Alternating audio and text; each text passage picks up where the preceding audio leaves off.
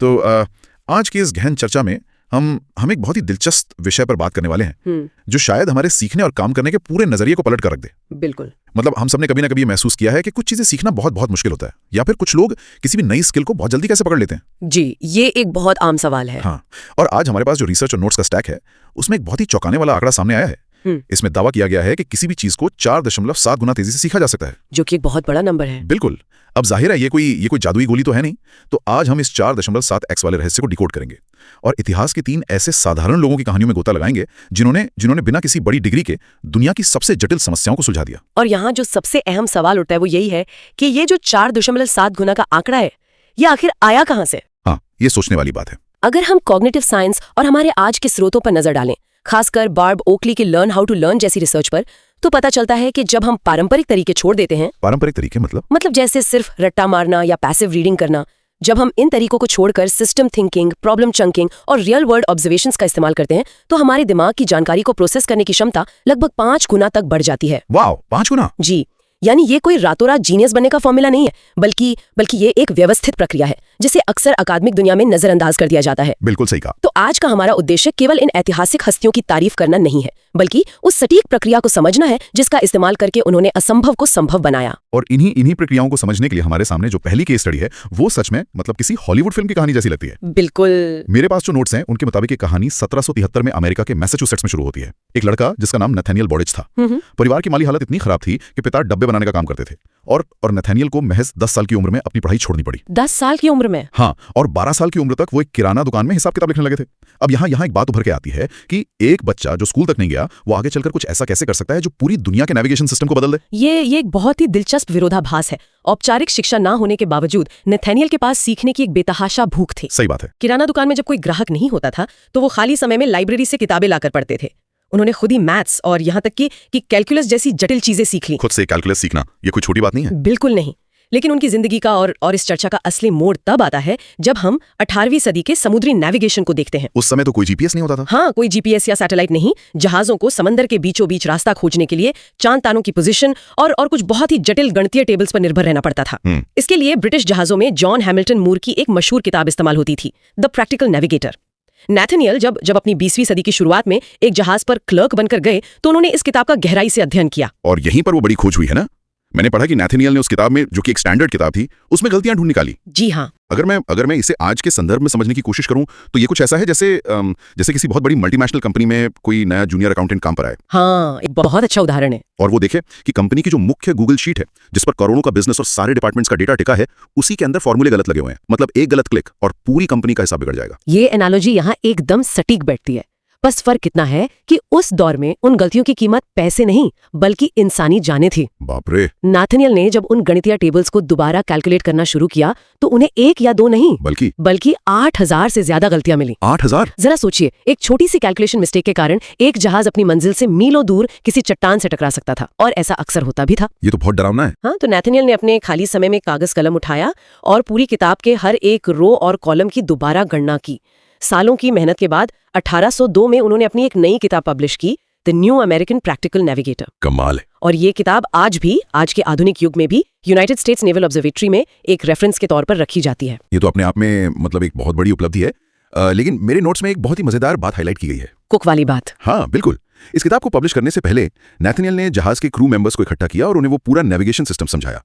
और सबसे हैरानी की बात यह है कि उन क्रू मेंबर्स में जहाज का रसोइया यानी कुक भी शामिल था। जी। क्या उन्होंने सच में एक कुक को, जिसे शायद मैथ्स का एबीसी भी नहीं पता होगा, उसे तारों और कैलकुलस की मदद से जहाज का रास्ता खोजना सिखा दिया था? यही तो नैथनियल की सफलता का सबसे बड़ा रहस्य था, और हमारे 4.7x लर्निंग मॉडल का पहला सिद्धांत भी, सिस्टम थिंकिंग और सरलीकरण। ओके, इसे थोड़ा और खोलते हैं। नैथनियल का मानना था कि अगर नेविगेशन की कैलकुलेशन इतनी जटिल है कि उसे सिर्फ कोई गणितज्ञ ही समझ सके, तो समंदर के बीच तूफान आने पर वो ज्ञान किसी काम का नहीं है। सही बात है, तूफान में कौन कैलकुलस सॉल्व करेगा? बिल्कुल। उन्होंने उस पूरी प्रक्रिया को एक आसान स्टेप बाय स्टेप सिस्टम में बदल दिया। उन्होंने तय किया कि जब तक जहाज का कुक अपनी लोकेशन निकालना नहीं सीख जाता तब तक वो इस किताब को पूरा नहीं मानेंगे। क्या बात है। इसे हम महान वैज्ञानिक रिचर्ड फाइनमैन की फाइनमैन तकनीक का एक शुरुआती रूप कह सकते हैं। मतलब अगर किसी जटिल कॉन्सेप्ट को एक आम इंसान या किसी बच्चे को नहीं समझाया जा सकता तो इसका सीधा सा अर्थ है कि वो कॉन्सेप्ट खुद आपको भी पूरी तरह समझ नहीं आया। एकदम सही। जब नैथनियल ने उस कुक को नेविगेशन सिखाया होगा तो यकीनन उनके खुद के दिमाग में उन फॉर्मूलों की स्पष्टता कई गुना बढ़ गई होगी। ये अपने आप में एक बहुत पावरफुल सेल्फ स्टडी सिस्टम है। जी, सिस्टम बनाना सबसे जरूरी है। अब ये तो हुई समंदर, गणित और एक कुक की बात। लेकिन क्या हो अगर आपको पता ही ना हो कि जो समस्या आप सुलझा रहे हैं वो असल में कितनी बड़ी है। ये वाला हिस्सा बहुत दिलचस्प है। हाँ, हमारे नोट्स की दूसरी कहानी कुछ ऐसे ही मनोवैज्ञानिक पहलू पर रोशनी डालती है। जॉर्ज डैंसी की कहानी, ये शिक्षा के इतिहास की सबसे अनोखी घटनाओं में से एक है। जी। 1939 की बात है। जॉर्ज अमेरिका की कैलिफोर्निया यूनिवर्सिटी बर्कले में स्टैटिस्टिक्स यानी सांख्यिकी के एक साधारण से पीएचडी छात्र थे। एक दिन वो अपनी क्लास में लेट पहुंचे। जब वो कमरे में दाखिल हुए तो उन्होंने देखा कि ब्लैक बोर्ड पर 2 सवाल लिखे हुए हैं। एक आम छात्र की तरह उन्होंने सोचा कि प्रोफेसर ने ये होमवर्क दिया है। हाँ, जो कि कोई भी सोचेगा। बिल्कुल। उन्होंने चुपचाप अपनी नोटबुक निकाली, उन दोनों सवालों को उतारा और क्लास खत्म होने के बाद घर चले गए। मुझे ये स्थिति बहुत रिलायबल लगती है। क्लास में लेट पहुंचना, पीछे बैठना और जल्दी जल्दी बोर्ड से नोट्स उतार लेना ताकि प्रोफेसर की डांट ना पड़े। हम सब ने किया है। लेकिन घर जाने के बाद जॉर्ज के साथ क्या हुआ? वो सवाल तो कोई आम होमवर्क थे नहीं। यहीं पर जॉर्ज के काम करने का तरीका और उनका सिस्टम सामने आता है। जब जॉर्ज ने घर जाकर उन सवालों को देखा तो उन्हें लगा कि ये होमवर्क थोड़ा ज्यादा ही मुश्किल है। लेकिन उन्होंने हार मानने के बजाय उन सवालों को, जो हमारे लर्निंग मॉडल का दूसरा हिस्सा है, छोटे छोटे टुकड़ों में तोड़ना शुरू किया। वो अगले कई दिनों तक उन पर काम करते रहे, एक एक स्टेप को सुलझाते रहे। मतलब उन्होंने प्रॉब्लम को चंक्स में डिवाइड कर लिया। सही कहा। करीब 1 हफ्ते की कड़ी मेहनत के बाद उन्होंने अंततः उन दोनों सवालों को हल कर लिया। जब वो अपना असाइनमेंट सबमिट करने यूनिवर्सिटी गए तो प्रोफेसर अपने ऑफिस में नहीं थे। जॉर्ज ने वो सोल्यूशन उनके टेबल पर रख दिया और वहां से चले गए। और असली धमाका तो कुछ हफ्तों बाद हुआ जब प्रोफेसर खुद भागते हुए जॉर्ज के घर पहुंचे। मैंने पढ़ा कि प्रोफेसर एकदम अचंबे में थे। बिल्कुल। जब उन्होंने जॉर्ज से पूछा कि तुमने ये कैसे किया तो जॉर्ज बहुत ही मासूमियत से बोले, बस मैंने इन्हें छोटे छोटे हिस्सों में तोड़ा और हल कर लिया। क्या असाइनमेंट में कुछ गलती होगी? वो बेखबर थे अपनी कामयाबी से। तब जाकर वो बड़ा खुलासा हुआ कि वो दोनों सवाल कोई होमवर्क नहीं थे। वो स्टैटिस्टिक्स की दुनिया की 2 ऐसी अनसुलझी समस्याएं थी जिन्हें आज तक कोई बड़ा से बड़ा गणितज्ञ भी हल नहीं कर पाया था। इस घटना का जो मनोवैज्ञानिक पहलू है वो बहुत गहरा है। वो कैसे? जब हम बड़े और असंभव लगने वाले लक्ष्यों की बात करते हैं तो अक्सर हमारा दिमाग एक कॉग्निटिव ब्लॉक या डर पैदा कर देता है। हाँ, हम पहले ही हार मान लेते हैं। बिल्कुल। अगर जॉर्ज को क्लास में घुसते ही ये बता दिया जाता कि बोर्ड पर लिखे ये 2 सवाल दुनिया के सबसे असंभव सवाल हैं, तो उनके दिमाग में तुरंत ये बात बैठ जाती कि जब बड़े बड़े प्रोफेसर इसे हल नहीं कर पाए तो मैं कैसे करूंगा। वो शायद कभी पेन भी नहीं उठाते। हाँ, लेकिन क्योंकि उन्हें लगा कि एक सामान्य होमवर्क है, उन्होंने बिना किसी दबाव के उसे छोटे छोटे असाइनमेंट्स की तरह देखा। बड़े गोल्स को जब चंक्स में तोड़ के एक नॉर्मल टास्क की तरह देखा जाता है तो दिमाग से वो डर बिल्कुल खत्म हो जाता है। ये तो सच में वो बात हो गई ना, अज्ञानता ही आनंद है। Ignorance is bliss. कभी कभी किसी समस्या की कठिनाई का अंदाजा ना होना ही उसे सुलझाने की सबसे बड़ी चाबी बन जाता है। बिल्कुल। और मुझे पता चला है कि आगे चलकर इन्हीं 2 सवालों के सॉल्यूशंस जॉर्ज की पीएचडी थीसिस बन गए थे। जी, जब जॉर्ज को अपनी थीसिस के लिए कोई नया टॉपिक नहीं सूझ रहा था तो उनके प्रोफेसर ने कहा कि तुमने जो ये 2 अनसॉल्व्ड प्रॉब्लम्स हल किए हैं, बस इन्हीं को एक साथ बाइंड करके दे दो। क्या बात है। और इस तरह उनकी थीसिस महज 57 पेजों की बनी, जबकि आमतौर पे पीएचडी थीसिस सैकड़ों पन्नों की होती है। हाँ, बहुत मोटी मोटी किताबें होती हैं। इनके ये पेपर्स बाद में 1940 और 1951 में पब्लिश भी हुए और गणित की दुनिया में मील का पत्थर साबित हुए। तो जॉर्ज की इस कहानी से हमारे सीखने के सिस्टम का दूसरा पिलर तैयार होता है। समस्याओं को छोटे हिस्सों में तोड़ना और बिना किसी पूर्व निर्धारित डर के उन पर काम करना। बिल्कुल सही। तो नैथनएल का सिस्टम थिंकिंग और जॉर्ज का बिना डरे समस्याओं को छोटे टुकड़ों में तोड़ना, ये दोनों कॉन्सेप्ट्स बहुत पावरफुल हैं। लेकिन मेरे पास जो तीसरी कहानी के नोट्स हैं, एग्नेस वाली कहानी, हाँ, वो शायद मेरी सबसे पसंदीदा है, क्योंकि ये साबित करती है कि विज्ञान और खोज सिर्फ बड़ी बड़ी प्रयोगशालाओं या यूनिवर्सिटीज की जागीर नहीं है। ये बहुत प्रेरणादायक कहानी है। ये कहानी है एग्नेस पोकेलिस की। बात 1880 के दशक की है। एग्नेस इटली के वेनिस शहर में पैदा हुई थी और बचपन से ही मैथ्स और फिजिक्स में बहुत तेज थी। लेकिन उस दौर की सच्चाई बहुत कड़वी थी। महिलाओं को जर्मन यूनिवर्सिटीज में रेगुलर स्टूडेंट के तौर पर दाखिला ही नहीं मिलता था। उस समय का सामाजिक ढांचा महिलाओं के लिए अकादमिक दुनिया के दरवाजे पूरी तरह बंद रखता था और एग्नेस की निजी जिंदगी में भी चुनौतियां कम नहीं थीं। हाँ, मैंने पढ़ा कि उनके माता पिता बीमार रहते थे। जी, उनके माता पिता बहुत बीमार रहते थे, इसलिए घर की पूरी जिम्मेदारी एग्नेस के कंधों पर थी। झाड़ू पोछा करना, खाना बनाना, बर्तन धोना, यही उनकी दुनिया बन गई थी। जरा सोचिए, एक इतना तेज दिमाग जो फिजिक्स के जटिल फॉर्मूले समझ सकता है, वो दिन भर बर्तन धोने को मजबूर था। लेकिन एग्नेस के अंदर की जो वैज्ञानिक सोच थी ना, वो कभी खत्म नहीं हुई। उनके भाई यूनिवर्सिटी में पढ़ते थे तो एग्नेस अक्सर अपने भाई से किताबें मांगकर घर पर ही फिजिक्स का अध्ययन करती थी। और यहीं पर वो रियल वर्ल्ड ऑब्जर्वेशन वाला हिस्सा आता है। बिल्कुल। बर्तन धोते समय अक्सर लोगों का ध्यान, मेरा ध्यान भी सिर्फ काम खत्म करने और सिंक को साफ करने पर होता है। लेकिन एग्नेस ने उस सिंक में ही विज्ञान ढूंढ लिया। हाँ, उन्होंने कुछ बहुत अजीब नोटिस किया था। मेरे नोट्स में लिखा है कि उन्होंने पानी और साबुन के बीच कुछ अजीब सा होते हुए देखा था। वो क्या था? एग्नेस बहुत ही बारीकी से चीजों को ऑब्जर्व करती थी।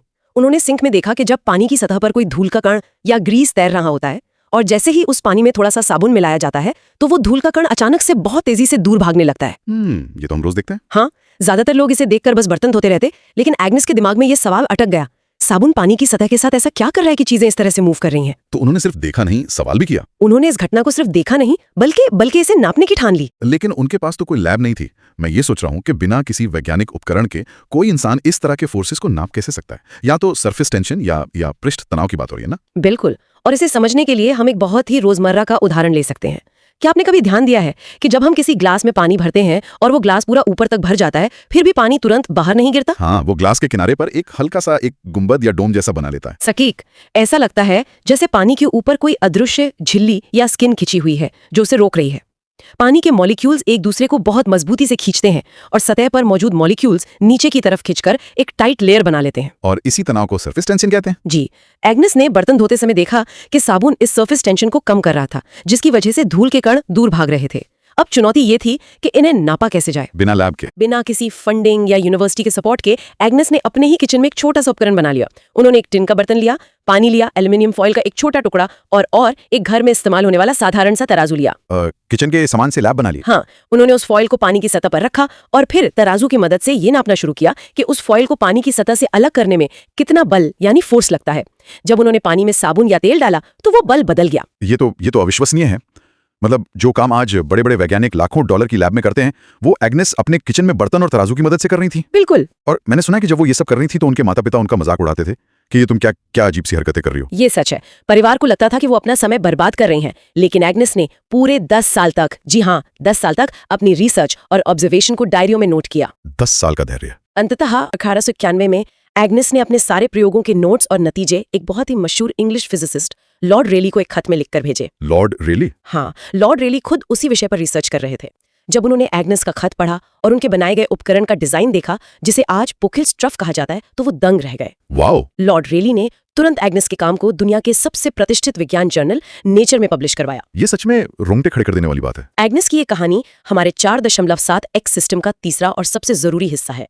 किताबी ज्ञान सिर्फ एक टूल है, असली समझ हमें हमारे आसपास की दुनिया को ध्यान से ऑब्जर्व करने और सवाल पूछने से मिलती है। तो अगर हम इन तीनों असाधारण कहानियों, नैथनियल बॉडिच, जॉर्ज डेंजिंग और एग्नेस पुकेल्स को एक साथ पिरो कर देखें, तो हमें उस 4.7 गुना तेजी से सीखने वाले सिस्टम का पूरा खाका मिल जाता है। जी। नैथनियल ने हमें सिखाया कि ज्ञान को सिर्फ इकट्ठा मत करो, उसका एक सिस्टम बनाओ और उसे इतना सरल कर दो कि एक कुक भी उसे समझ सके। बिल्कुल। जॉर्ज की कहानी ने हमें बताया कि जब हम बड़ी समस्याओं को बिना डरे छोटे छोटे चंक्स में तोड़ देते हैं तो हमारा दिमाग डरना बंद कर देता है और समाधान अपने आप निकलने लगते हैं। और एग्नेस ने यह साबित कर दिया कि सबसे बड़ी खोजें बंद कमरों या भारी भरकम किताबों में नहीं, बल्कि हमारी रोजमर्रा की जिंदगी के ऑब्जर्वेशन में छुपी होती हैं। इस पूरी चर्चा का सार यही है कि सीखने की गति को तेज करने के लिए हमें अपने दिमाग के काम करने के तरीके को समझना होगा।